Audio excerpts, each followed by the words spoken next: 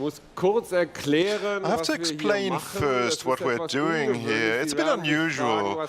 You might ask yourselves, what is he doing here? And I was asking myself the same question.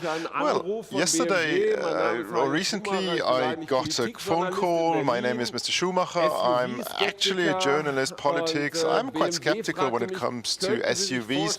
And BMW asked me, can you imagine doing an interview with Mr. Krüger during the IAA trade show? And I said, well, I'm not an automotive journalist. I know how to do an interview, but I'm not really an expert. And BMW told me, this is precisely what we want. And consequently, I've said, well, I'm not a petrol head, to be honest.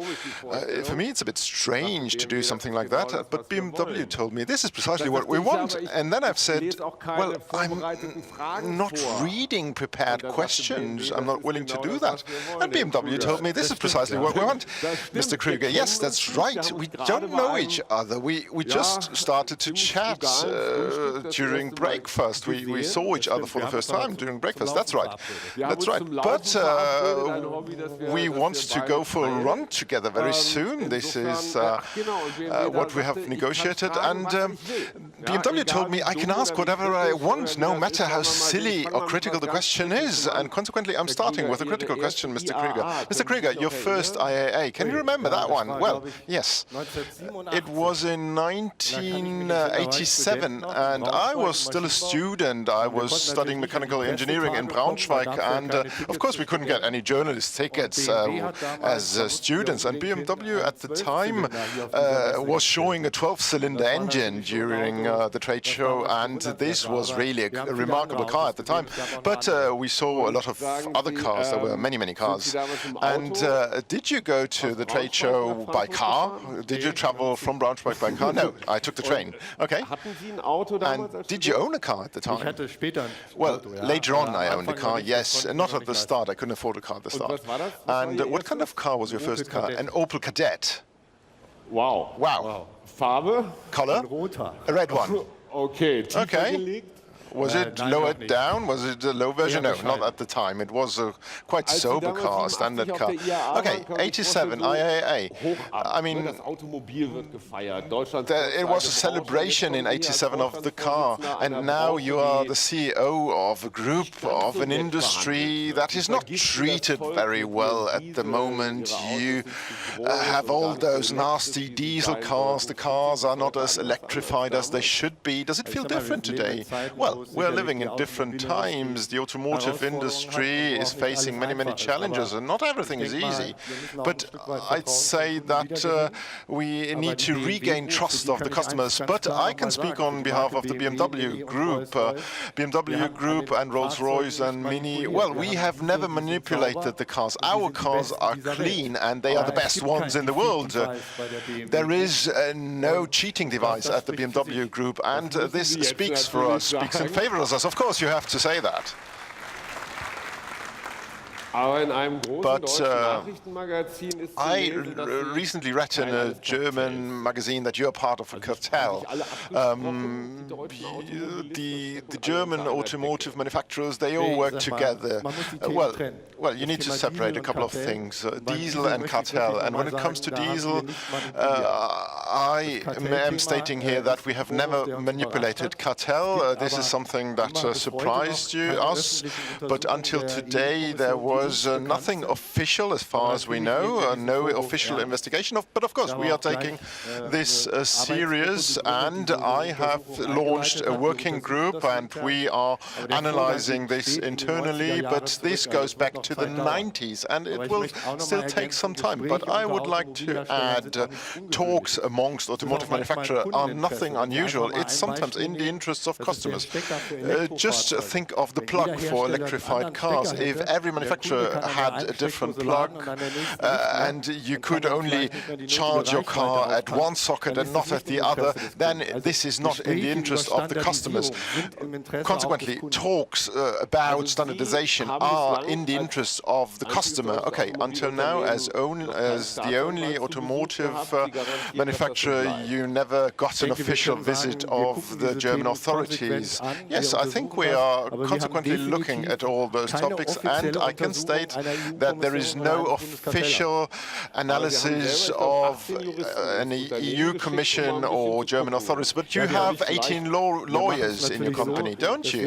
Well, of course, we are talking to external law experts. We need to scan a lot of documents, a lot of things, and it will take some time. And of course, we got external support in order to face all those tasks. But such a cartel is quite practical. You can talk about price, you can share regions, and well, do the shareholders accept that? Well, as I've said earlier on, there are standardizations that make sense, but when it comes to BMW, I can clearly state that we have never manipulated any car, and this is completely different to the European Union analysis to this.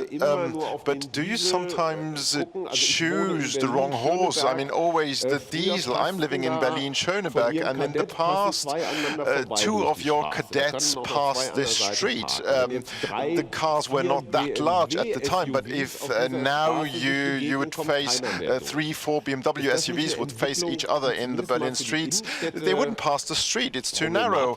Isn't that a problem for the cities? Well, maybe you know the Mini by BMW. The Minis are quite smallish, and we are pioneering when it came to electrification. We had the first electrified Mini in 2008, but the big bosses in Berlin, they all want the chunky big cars. Well, there are also nice SUVs. They're even electrified.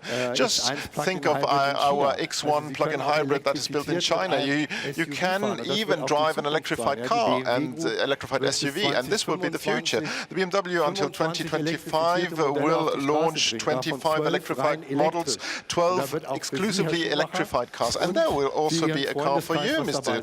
Schumacher. There will be a car for your friends. Well, I have to admit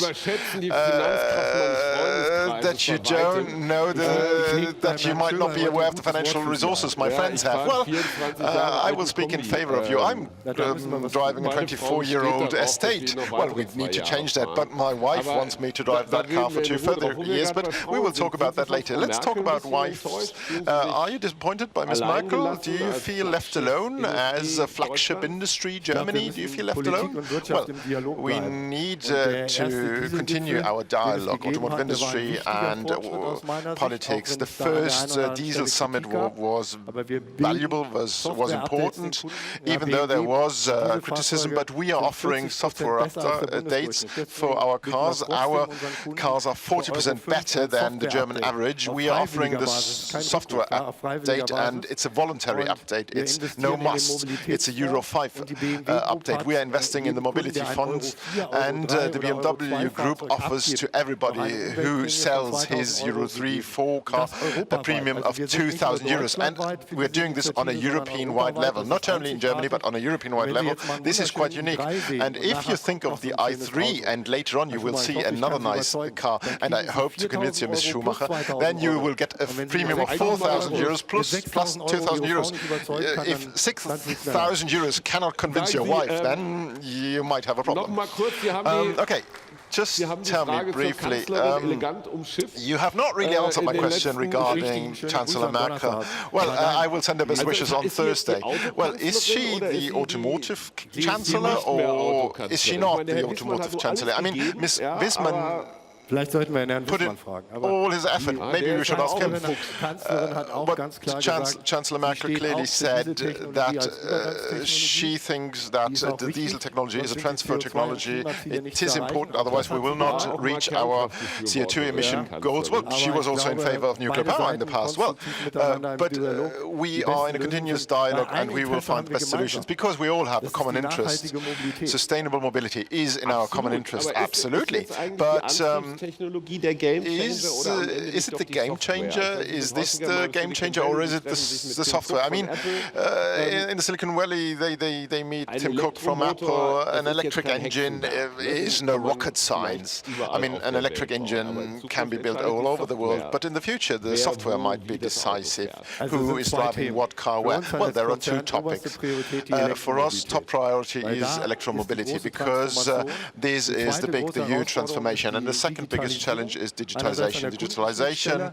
This is the interface to the customers, but autonomous driving is also a key challenge because this enables people to drive a car who might not even have a driving license, and customers can relax thanks to autonomous driving. This is part of the BMW Next strategy, but top priority is electromobility for us, and this is why the IAA show that will hopefully come, that will hopefully start, depending on how long we are chatting here. This is why, well, you will recognize that electromobility is a top priority for BMW. You've just said relaxing. I need to talk about something that is of the interest of many, many people. Many people are looking at Krüger, and Krüger was the one who fainted 2 years ago. I have deep respect. Something happened to you, and everybody in here is fearing something like that. Now you are proven. You've proved yourself, but I mean, this happened 2 years ago, and you don't have only friends here at the IAA. How are you coping? Well, I can say that I'm in good health. I'm fine. We managed to do brilliant things as team, as BMW Group. This is what I want to show. I'm proud of what we've achieved, and I think that we will go forward. And you learn to do things differently. This is the lesson I've learned. Yes? Well, but I'd be interested in one thing. Mr. Musk, you know, the one of the small automotive company in the US. This Mr. Musk offered bonus miles to his customers should they get stuck in a hurricane and should they have no electricity. Would you like to be in Florida with an electrified car? I think that the BMW groups, they offer quite a range. But I would like to state something different. The BMW Group offered help in the US to the people suffering. We offered $1 million to the people suffering in the US, and we did that quickly. We offered this donation. Okay, good. Mr. Krüger, we will continue our chat whilst running. Ladies and gentlemen, this was Harald Krüger, CEO of the BMW Group, and now the show starts, the show you were waiting for now, the colorful part starts. Thank you, Mr. Krüger.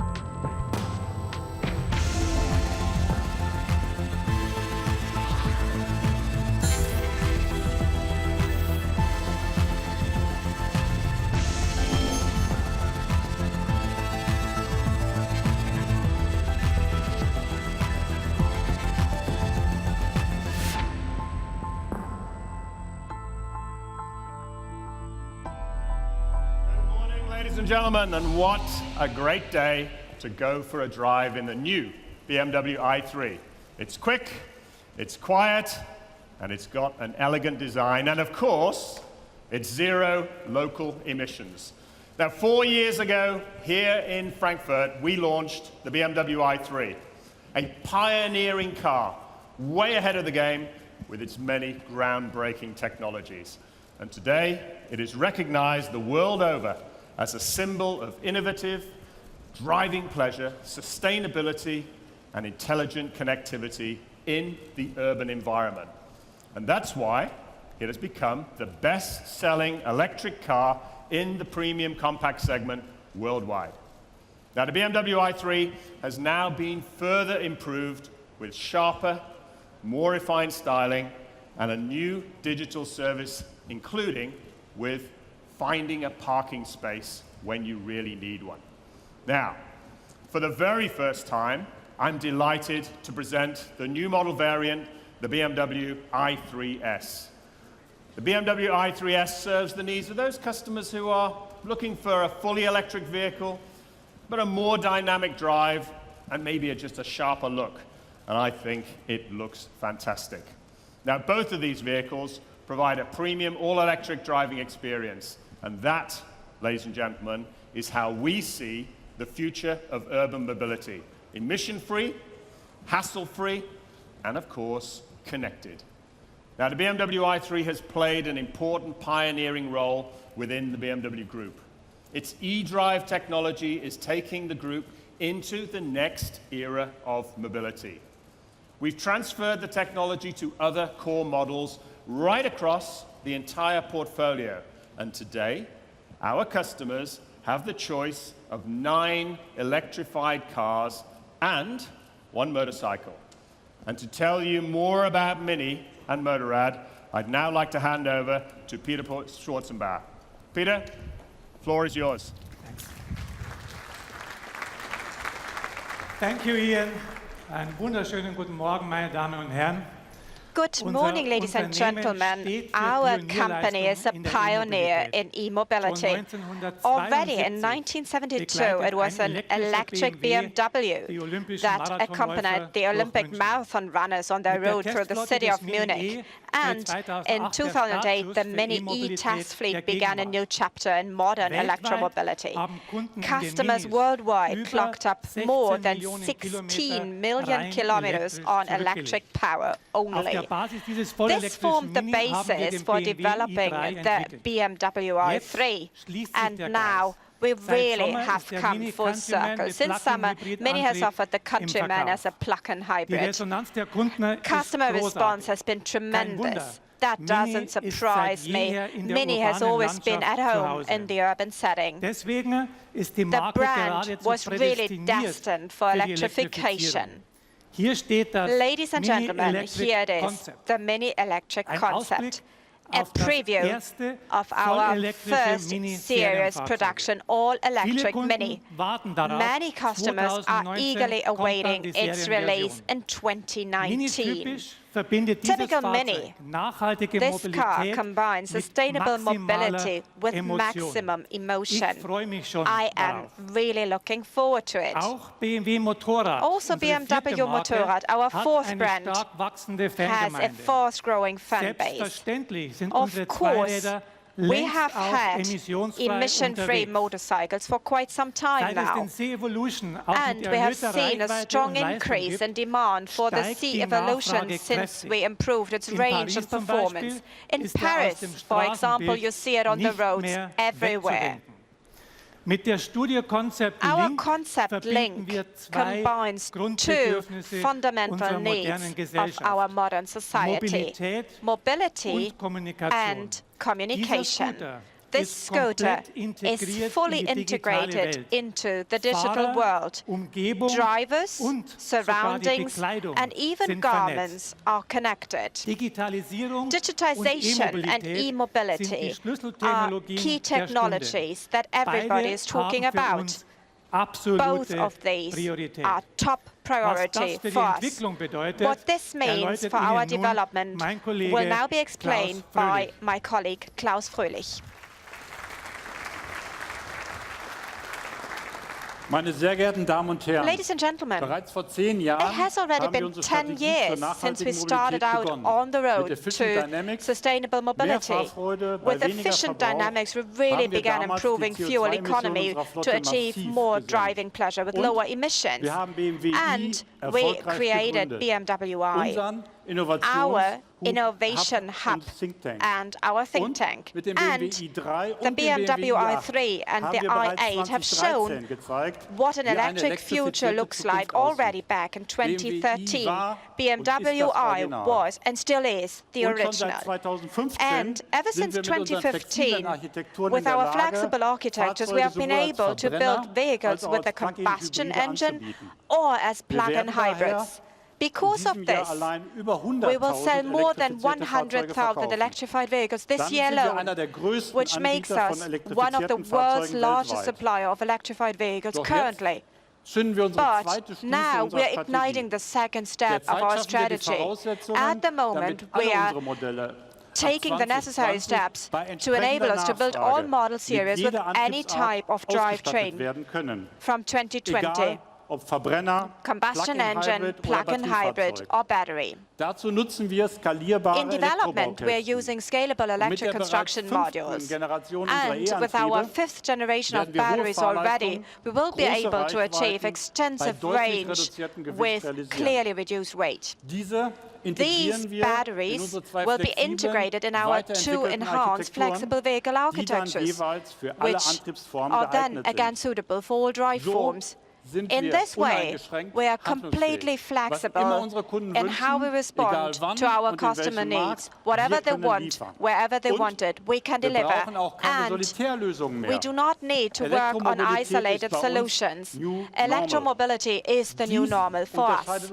And this clearly sets us apart from the competition. I am certain we will successfully outperform established and new competitors also in the area of electromobility. You have just seen some of our new products today, the electric Mini, the new BMW i3 and the BMW i3S. Also, the electrified X3 and the BMW iNext have already been announced, but there's a lot more. Take a look yourself.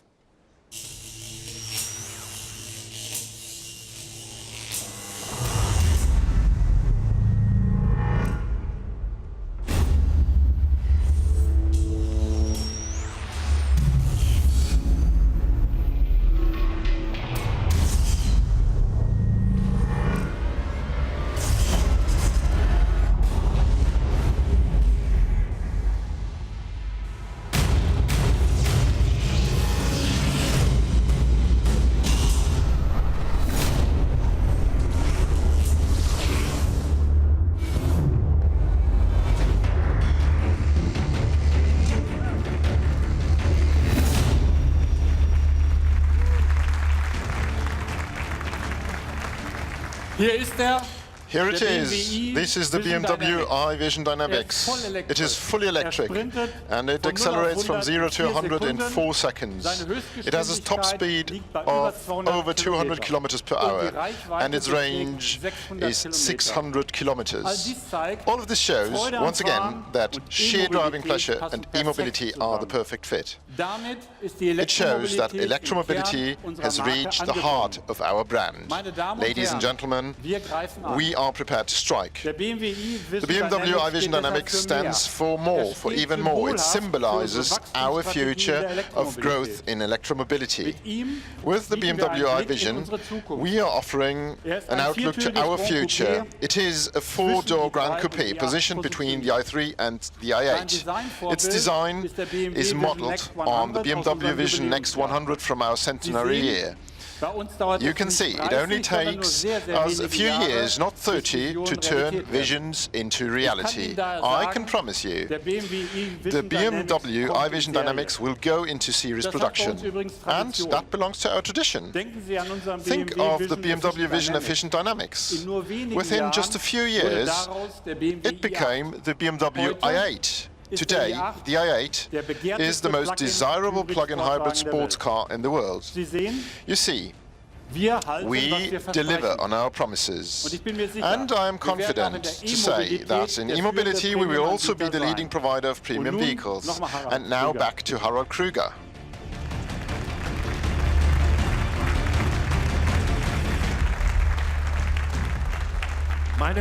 Ladies and gentlemen, here you see our electrified fleet. We at the BMW Group have made the switch at an early stage 10 years ago, and now we are stepping up the pace.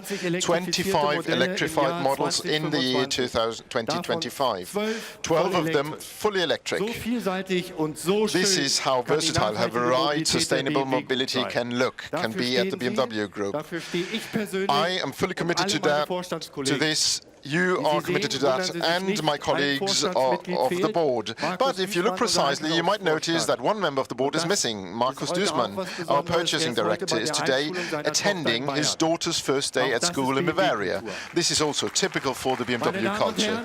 Ladies and gentlemen, herzlichen Dank. Thank you.